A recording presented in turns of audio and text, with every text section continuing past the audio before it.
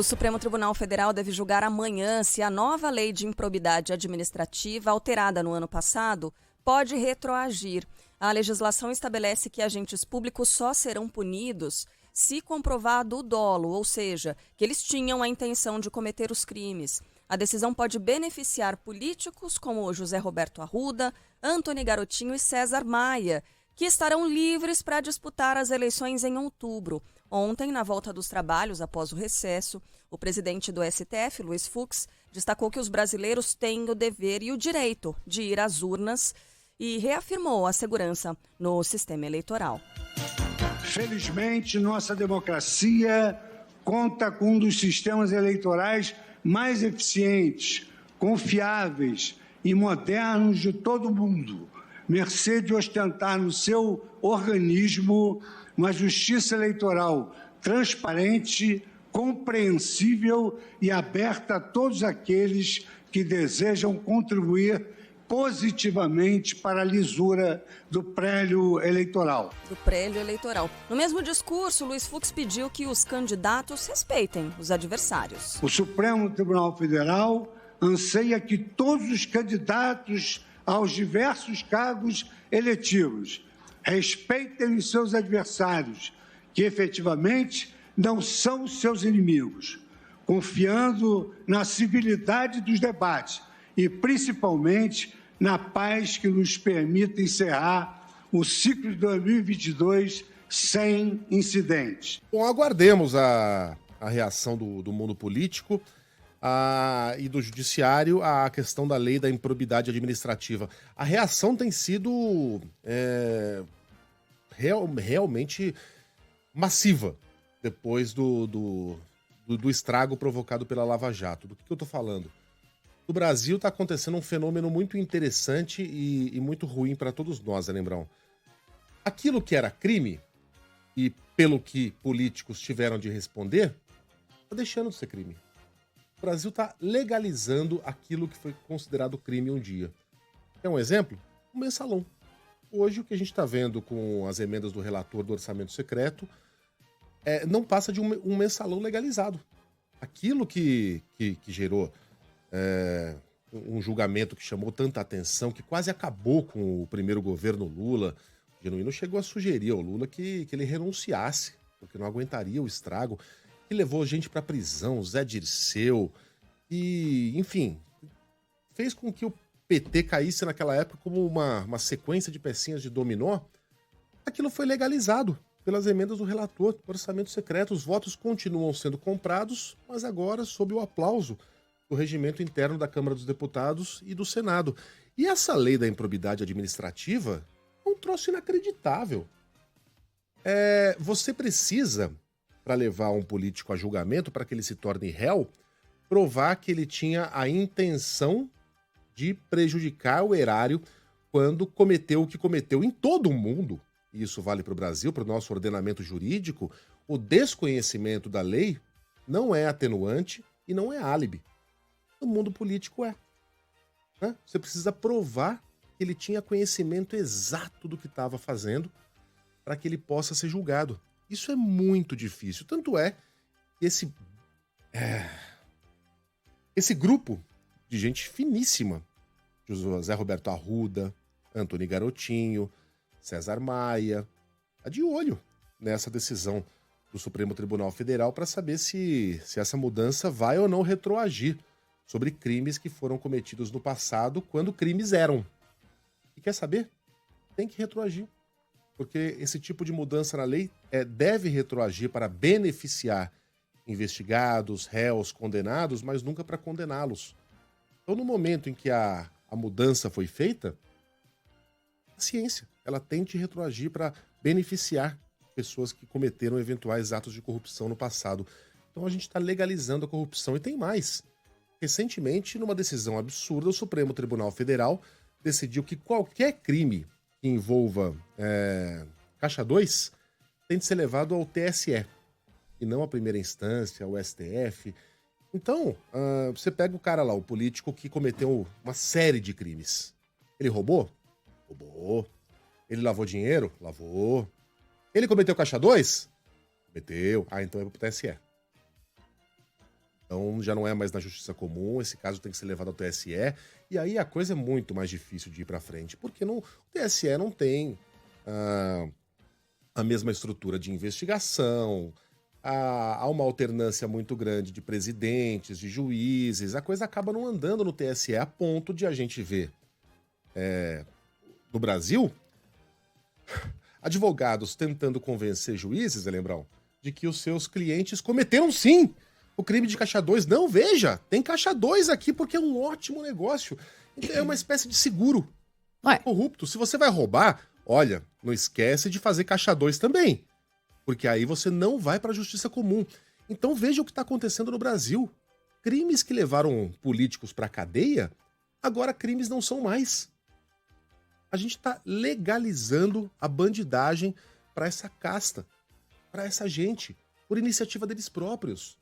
Uma mãozinha do Judiciário, do STF. Bem-vindo ao Brasil de 2022.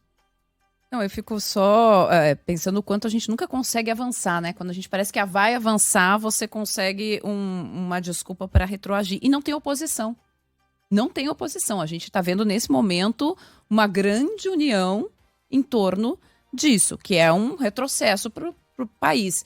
Você pode argumentar dos excessos da Lava Jato, né? E muitos deles realmente foram excessos. Agora, houve avanços. E a gente devia preservar esses avanços, mas não é o que está acontecendo.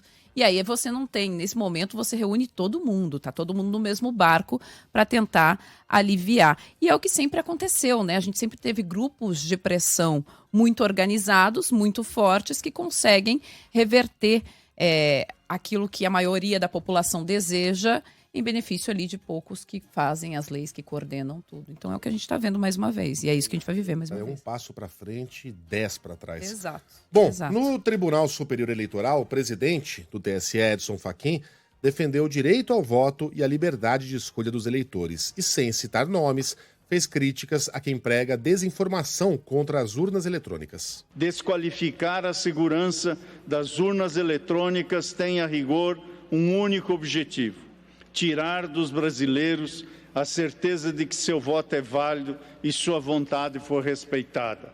Quem, portanto, vocifera não aceitar resultado diverso da vitória, não está defendendo a auditoria das urnas eletrônicas do processo de votação. Está defendendo apenas o interesse próprio de não ser responsabilizado pelas inerentes condutas ou pela inaptidão de ser votado pela maioria da população brasileira.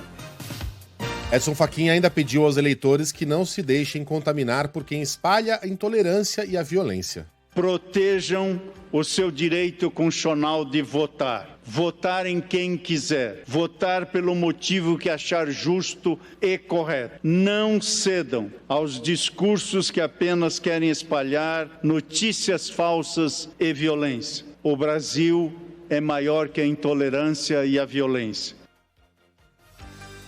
O ministro do STF, Alexandre de Moraes, que daqui a 2 semanas assume a presidência do TSE, reforçou a confiabilidade das urnas eletrônicas. Quem conhece as urnas eletrônicas, quem conhece o sistema de votação, se de boa fé for, certamente vai verificar que nós podemos nos orgulhar do nosso sistema eleitoral.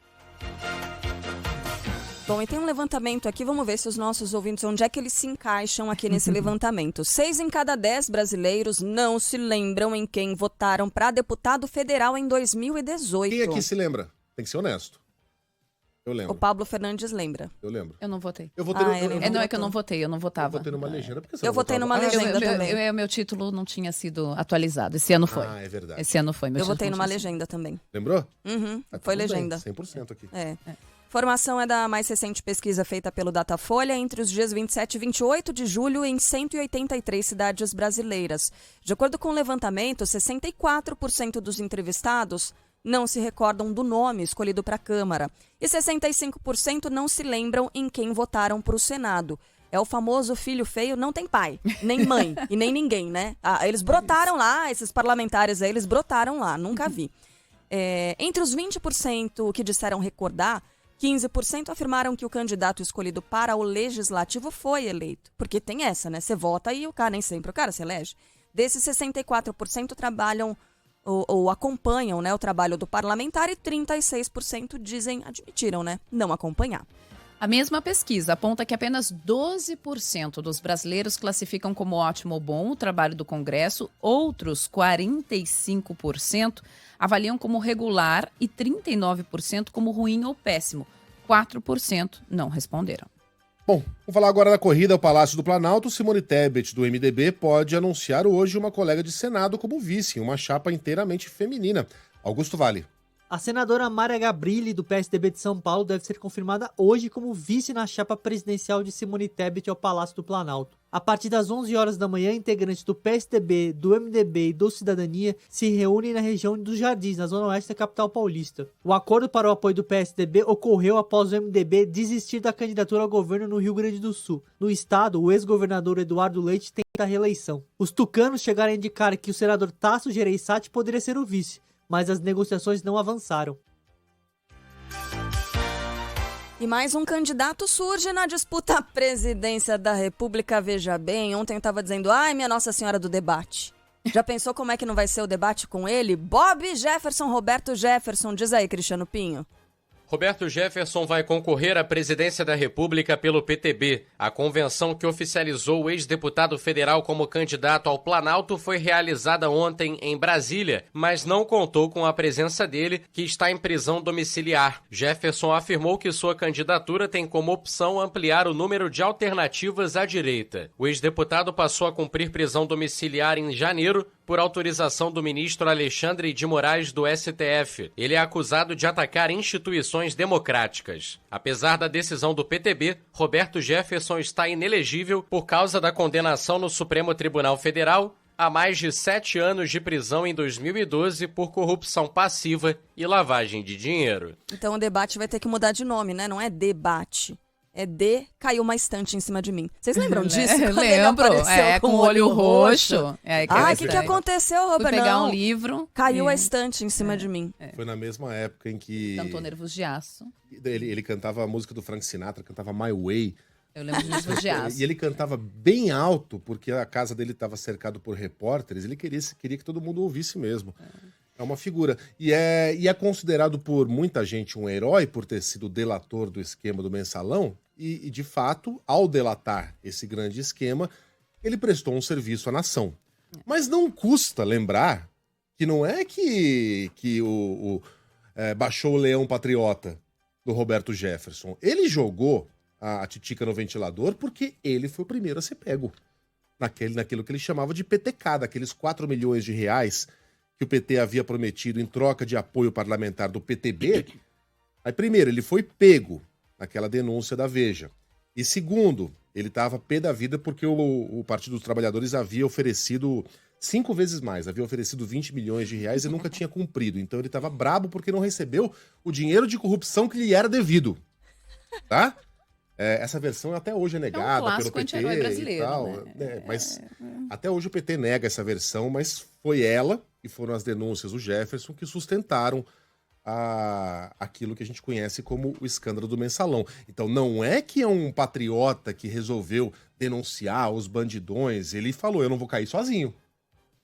Tanto é que foi condenado. Foi condenado a 7 anos, cumpriu a pena, hoje é um homem livre. Não. Mas porque tem uma... Ele tá em prisão domiciliar, ele tem uma gente. outra condenação, né? Não, porque agora tem outra história. Mas não dá pra dizer que é um homem livre. Não é um homem livre. No âmbito, é verdade. Aí é pelas ameaças ao STF, etc. Mas no Mensalão a pena dele foi cumprida, mas então é um corrupto. Tá? A gente tá tratando aqui de um corrupto condenado. Tá? É bom que a gente deixa as cartas na mesa. Cumpriu a pena e tudo mais. O Cássio Ribeiro, de Diadema, diz, eu gostei dessa história do Roberto Jefferson. Ele já vem preso.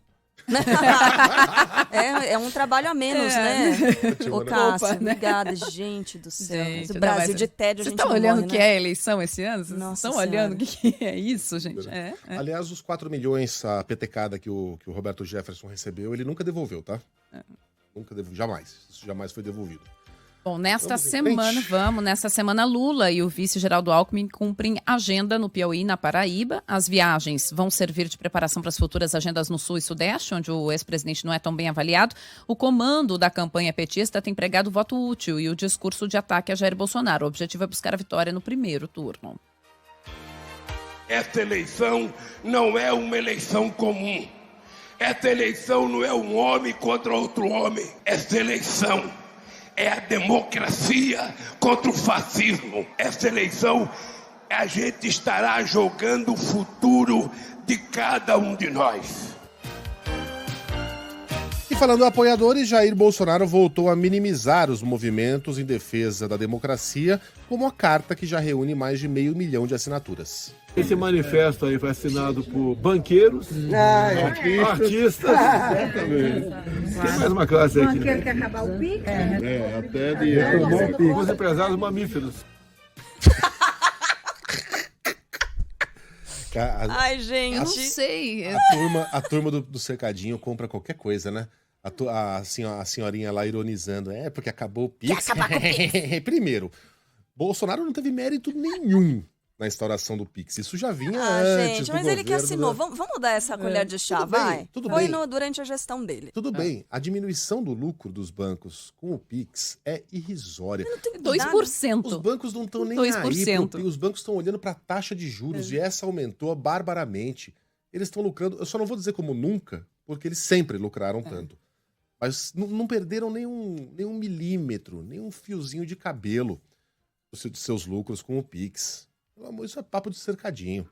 A única coisa que eles estão perdendo, sim, é com o endividamento, né? Que aumenta muito, eles estão tendo que vender créditos podres. É a única coisa nesse momento que eles estão perdendo. Bom, em relação ao Manifesto pela Democracia, um grupo que se identifica como Movimento dos Advogados de Direita lançou uma carta de apoio a Jair Bolsonaro. Esse documento reúne mais de 600 mil assinaturas em uma plataforma de abaixo-assinados e fala em defesa das liberdades individuais e das garantias fundamentais. No PDT, só para terminar aqui o giro de candidatos, Ciro Gomes ainda segue em busca de alianças e de um nome para vice na chapa. A tendência é que seja escolhida uma mulher. Bom, e claro, você já sabe, o primeiro debate entre os candidatos à presidência da República tem data marcada. Será dia 28 de agosto, às 9 horas da noite, na sede aqui do Grupo Bandeirantes. O encontro terá transmissão simultânea, cobertura completa da Band News FM e reúne um pool de veículos de comunicação, além do Grupo Bandeirantes, Portal UOL, o Jornal Folha de São Paulo e também a TV Cultura. Antes, no dia 7, ou seja, próximo domingo, a Band promove os debates aos governos estaduais. Os encontros serão realizados em São Paulo, Rio de Janeiro, Minas Gerais, Bahia, Rio Grande do Sul, Paraná, Paraíba, Amazonas, Rio Grande do Norte e Distrito Federal. Assim como o presidencial, os debates estaduais têm cobertura completa e transmissão simultânea aqui na Band News FM.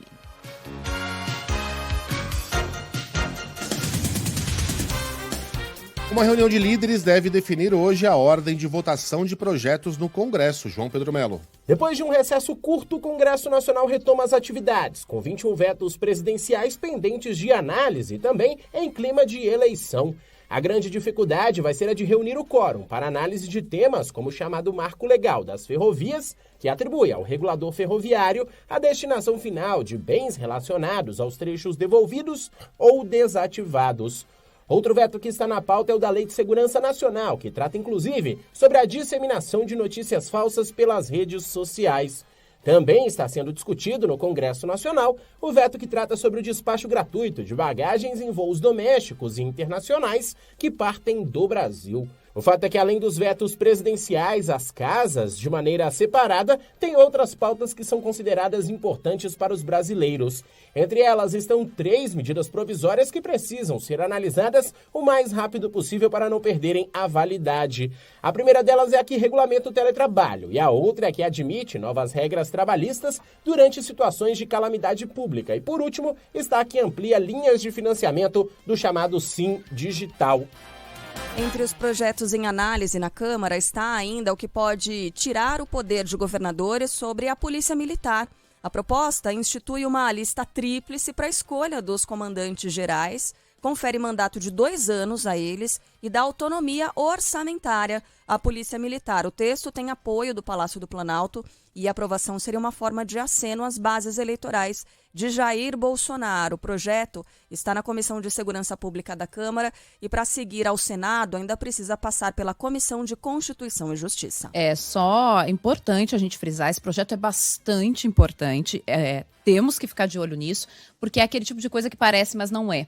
A bancada da bala e o governo, quando fizeram esse projeto, fazem a seguinte argumentação, que tirar o poder político dos governadores sobre as polícias militares seria uma forma de você retirar a influência política sobre essas PMs, o que parece bom, né? Pelo menos você ouve dizer, bom, quanto menos influência política sobre a polícia militar, melhor. Só que os especialistas em segurança pública, pessoas que estudam esse tema, que estão debruçadas em cima disso, dizem o seguinte, é exatamente o contrário que vai acontecer. No momento que você estabelece uma lista tríplice dentro das corporações, vai virar uma politicagem só dentro da corporação para que os comandantes sejam indicados a essa lista tríplice. Mais do que isso, a partir de então, o governador vai poder apenas uma vez reconduzir esse comandante que for escolhido ali na lista tríplice e se tiver que destituir esse comandante, o cara cometeu alguma coisa muito grave no Estado. Ele precisa de aprovação das assembleias. Precisa de maioria nas assembleias, que vai saber lá como é que vai ser essa base. Ele foi um projeto constituído completamente com uma força ali corporativa, dando empoderamento às polícias num ano eleitoral, onde todo mundo sabe que as polícias já estão com uma base muito grande bolsonarista. Então, assim, é mais um projeto bastante de olho na eleição e que tem que ser avaliado de perto porque traz riscos.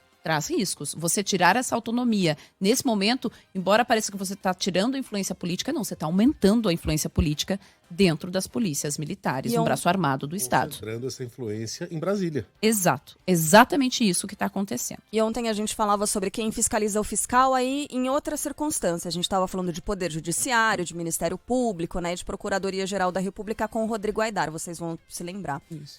No caso das polícias, né, Polícia Militar, normalmente quando há algum tipo de cobrança, é o governador quem tem que responder, certo? E aí, como é uma figura exposta, como é uma figura que é cobrada, é algo transparente, essa cobrança é transparente. Em outros casos, e nessa circunstância, como é que vai ser a cobrança? Né? Caso aconteça algum tipo de excesso, algum erro, quem é que vai responder por isso? É uma instituição muito Sendo que aquele fechada. comandante fez campanha junto aos seus subordinados para chegar àquele cargo. Como é que ele vai depois cobrar de seus subordinados? Isso. E está dando também uma autonomia orçamentária para essas PMs. Então, tem que ficar de olho, porque passou às pressas, foi colocado na frente de tudo para ser votado, e é uma promessa que possa ser visto ainda hoje no Congresso, então, na Câmara Federal. Então, tem que ficar muito de olho nisso. Perfeito. Por falar em ficar de olho, a Procuradoria-Geral da República, desta vez com críticas a Alexandre de Moraes, volta a defender o arquivamento de uma investigação aberta contra Jair Bolsonaro. No caso, aquela por vazamento de dados sigilosos. Rafael Procópio. Mais uma vez, a Procuradoria-Geral da República se manifestou pedindo para que o Supremo Tribunal Federal arquive um inquérito que corre contra o presidente Jair Bolsonaro. O documento, assinado pela vice-PGR Lindor Araújo, reafirma um pedido anterior feito à Suprema Corte, no caso, pelo titular da Procuradoria, Augusto Aras. Lindor ainda negou que a atuação de Aras em pedir esse arquivamento tenha sido ilegal. O inquérito em questão apura possível vazamento de dados sigilosos por parte do presidente da República. O caso aconteceu em 2021, quando Bolsonaro, ao lado do deputado Felipe Barros, do PL, divulgou dados de uma investigação da Polícia Federal, que apurava uma invasão ao sistema eletrônico do Tribunal Superior Eleitoral. A investigação da PF ainda estava em curso e em sigilo. No documento, Lindor Araújo também criticou o ministro Alexandre de Moraes, afirmando que ele violou o sistema acusatório ao determinar novas medidas na apuração. Os Estados Unidos anunciam a morte do atual líder da Al-Qaeda, sucessor de Osama Bin Laden, Ayman al-Zawahiri. Zawahiri, obrigada. Teve participação no planejamento do atentado às Torres Gêmeas em 11 de setembro de 2001. Fala aí, Arthur Queiroz. O Talibã afirma que o ataque que resultou na morte de Ayman al-Zawahiri é uma violação aos princípios internacionais. Segundo a Casa Branca, o médico egípcio, sucessor de Osama Bin Laden, foi morto por um tiro disparado de um drone durante uma operação militar em Cabul. Ele estaria à frente da Al-Qaeda havia 11 anos. Em pronunciamento, o presidente Joe Biden afirmou que o terrorista ajudou a coordenar os atentados de 11 de setembro de 2001. Ele esteve profundamente envolvido no planejamento do 11 de setembro. Por décadas, ele foi o mentor por trás dos ataques contra americanos. Ele desempenhou um papel fundamental nos ataques à bomba às embaixadas dos Estados Unidos no Quênia e na Tanzânia, matando 224 e ferindo mais de 4 4.500. Isso é verdade. O Al-Zawahiri teve participação em uma série de atentados e pessoas próximas à Al-Qaeda garantem que foi ele o grande arquiteto do 11 de setembro, muito mais que o Osama Bin Laden. Claro, o Osama era o líder, né, do grupo e, enfim, tinha até pelo dinheiro que entrava da própria família Bin Laden. O Osama Bin Laden era um bilionário, tinha grande importância, mas o Zawahiri foi a cabeça, uma das grandes cabeças por trás do pior atentado da história. Daqui a pouquinho mais informações com o nosso Eduardo Barão. De volta ao Brasil, deve ser concluída até novembro a coleta de informações para o censo demográfico que começou ontem. Gabriela Morgado. O IBGE espera visitar 75 milhões de domicílios até novembro para o censo 2022. A coleta de dados começou ontem. O Instituto estima que o Brasil tenha 215 milhões de habitantes. O censo vai poder ser feito presencialmente pela internet ou por telefone, mas em todos os casos, os recenseadores devem ir até os domicílios para o cadastramento. O levantamento deveria ter sido realizado em 2020, 10 anos após a pesquisa anterior, mas foi adiado por causa da pandemia e falta de verba. As entrevistas tiveram início com 183 mil profissionais, mas a meta do IBGE é ter 200 mil recenseadores. O diretor de pesquisas do Instituto, Simar Azeredo, afirma que as pesquisas costumam ter início com um número menor de recenseadores. Tem uma tecnologia do fato de você estar na casa da pessoa e já fazer a transmissão. É um censo tecnológico que vai ganhar em alguns pontos, que vai estar cobrindo essa deficiência que a gente tem hoje.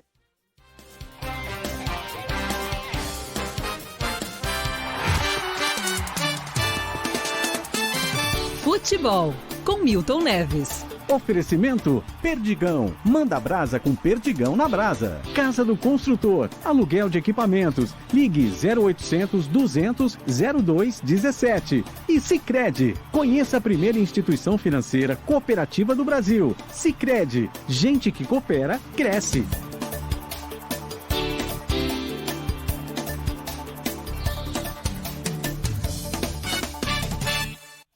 Fala, Milton, bom dia. Oi, Megali, como é que vai? Alô, Carla Bigato, Alô. Muito bom dia para você na Bom Band News dia. FM em todo o Brasil. E também para Sheila Magalhães, nossa primeira-ministra, que está lá na terra da Margaret Thatcher, porque ela era Margaret Thatcher, nossa, da Band News FM aqui no Morumbi. Ela está há 20 dias, um dia em cada cidade maravilhosa da Isso é Europa. verdade, Não é com um mesmo? look diferente. O Garcês, a nossa querida Ellen Garcês Brown. Mas vamos aqui a este histórico Fluminense e Santos. O Santos jogou com aquele timinho lá, Dorval, Mengalvo, Coutinho, Pelé e Pepe e tal, sabe como é que é? E aí, o Fluminense botou a sua seleção lá, porque o time do Fluminense era muito bom também, né? Com Castilho, Germarinho, Pinheiro, Clóvis e Altair. Muito bem, teve um jogo então, Santos e Fluminense no Maracanã. Beleza. Jogo duro, o Fluminense era muito bom também. De repente esticaram a bola pro Pelé. O Pelé driblou a metade do time, menos os atacantes que ficaram para trás. Ele driblou todo mundo. Germarinho, Pinheiro, Clóvis, Altair. Na saída do Castilho ele meteu para a rede. Edmilson também não conseguiu pegar.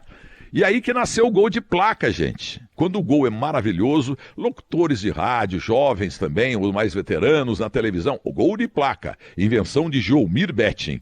Porque o gol do Pelé foi antológico, um dos maiores gols da história, sem dúvida alguma, e não há gravação desse gol. Portanto, ontem, Santos e Fluminense, 2-2 na Vila Belmiro. Eu estou lembrando aqui da história porque eu sou o Milton Neves, um vendedor de passados. Grande abraço para vocês, grande semana, e amanhã eu volto, né? Porque tem jogo hoje à noite também, e semana que vem vai ter jogo segunda-feira também, bem bom. Se não houver jogo, nós vamos tudo pra rua. Tchau, gente.